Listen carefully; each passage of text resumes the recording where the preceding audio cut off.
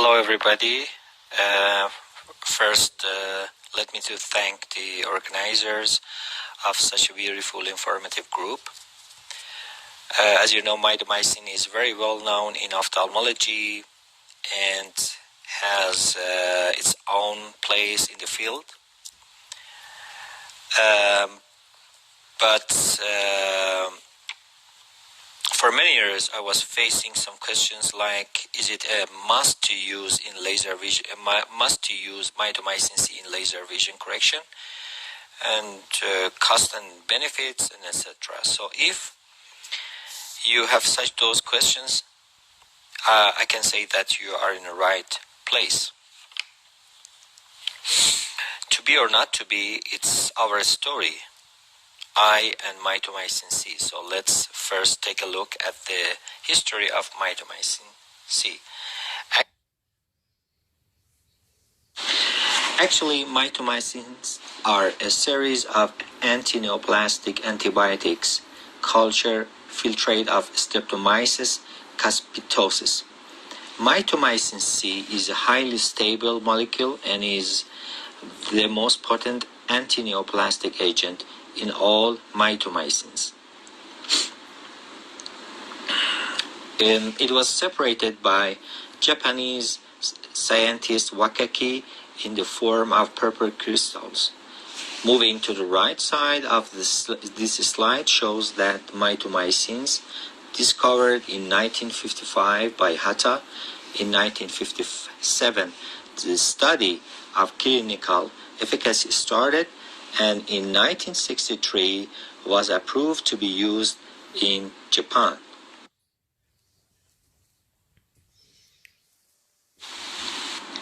The chemical name of mitomycin C is 7-amino-9-alpha-methoxymethoxsane. Mitomycin C can inhibit DNA synthesis, and due to its inhibitory effect on DNA synthesis, at the beginning it was used for treatment of patients with the chemical name of mitomycin C is 7-amino-9-alpha-methoxymethoxsane. Mitomycin C can inhibit DNA synthesis, and due to its inhibitory effect on DNA synthesis, at the beginning it was used for treatment of patients with stomach or pancreas adenocarcinoma. Shortly, other types of cancers were added to the list.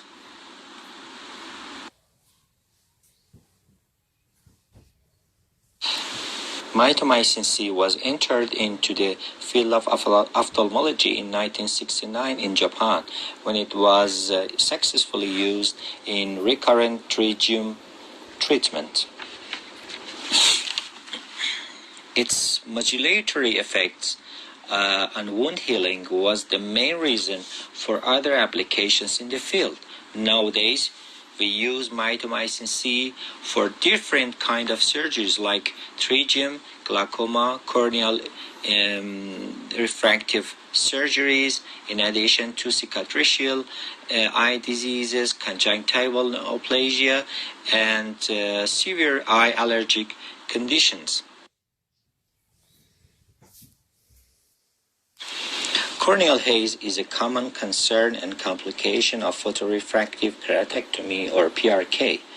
Corneal haze can reduce efficacy of the surgery by leading to decreased vision, irregular astigmatism, and regression. It is shown that mitomycin C can prevent post-laser vision correction haze, but some other studies have shown that mitomycin C can cause irreversible depletion of endothelial cell count.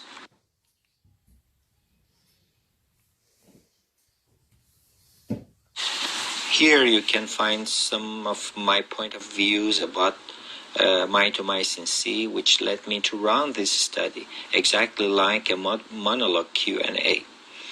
So, what is the problem? Haze formation after laser vision correction. May it cause any probable threat on cornea? Yes, based on the studies done. Okay, can I skip using mitomycin C? Unsure. Is there any study done on patients underwent trans-PRK or transepithelial photorefractive keratectomy? Referring to this point, that in transepithelial photorefractive keratectomy or trans-PRK, both epithelial and stromal ablations will be done by laser in single phase, and it means that the cornea receives more energy. So there is one question: does it necessarily means that trans-PRK would end up to a higher incidence rate of haze formation?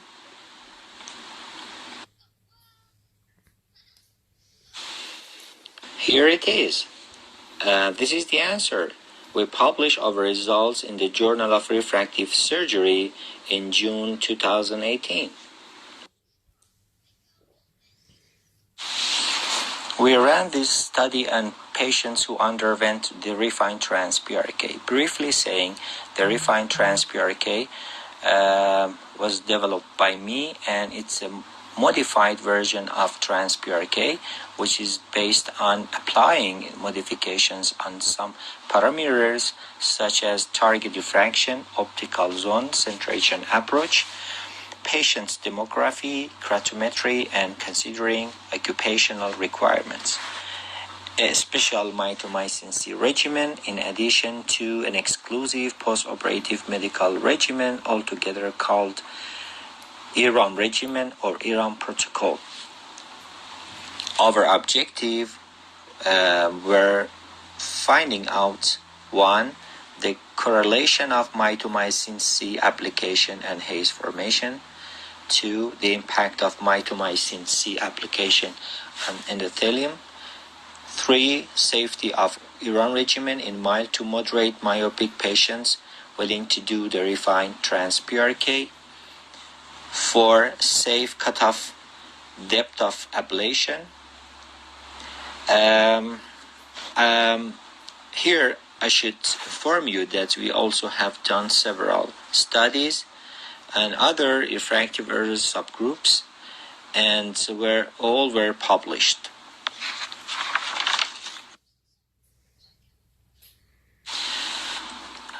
What is EROM regimen? The logic is easy but different. We don't use topical steroids or NSAIDs, topical NSAIDs in first 3 days postoperatively. Why? Because we need a fast epithelial closure, but not a greater risk of infectious choroiditis. 2. We encourage the patient to sleep in a dark room by help or assistance of oral NSAID and tranquilizers and painkillers. Why? Because a patient with bandaged contact lens in eyes could not do anything better than sleeping in a dark room to avoid all those bothering symptoms like tearing, photophobia, and probably the severe pain, especially in the first night. 3. We continue the topical steroid up to 6 months postoperatively. And 4. We encourage the patient to protect the eyes with standardized sunglasses. And the reason for both these two is we want to avoid the UV exposure, and we want to decrease the chance of haze.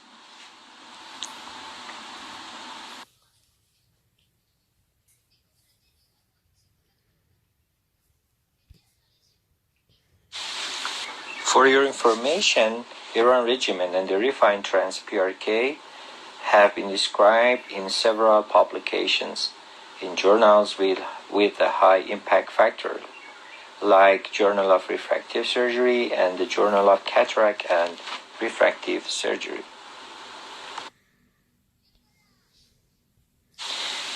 We ran a retrospective comparative case series study in 2014 and in 2015.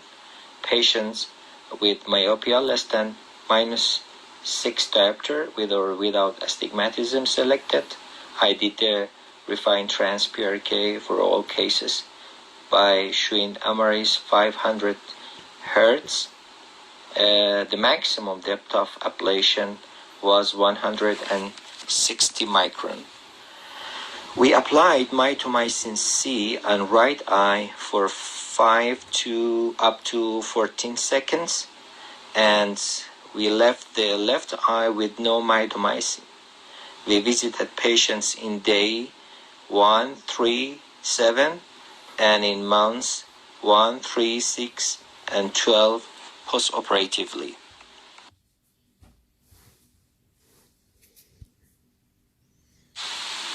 As you see in this table, the trace haze is noticed, but it is comparable in both groups.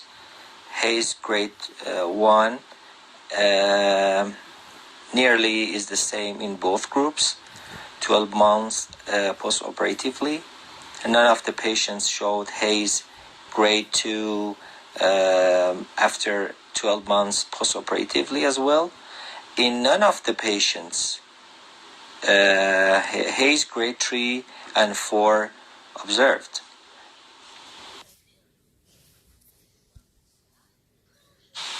Regarding visual outcome and safety, we discovered that spherical equivalence, astigmatism, uncorrected distant visual acuity, 20/20 or better, or supernormal vision, results are comparable in both groups. None of the patients showed vision line loss. The photopic and mesopic contrast sensitivity, corneal higher order aberrations, trefoil, and spherical aberration also were comparable in both groups. But the endothelial cell density showed a remarkable depletion after 6 and 12 months in mitomycin group.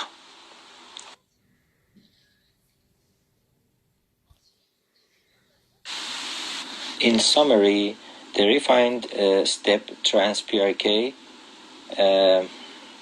with or without mitomycin C in correction of myopic eyes with total ablation depth of 160 micron resulted in similar efficacy, stability, incidence of haze induction.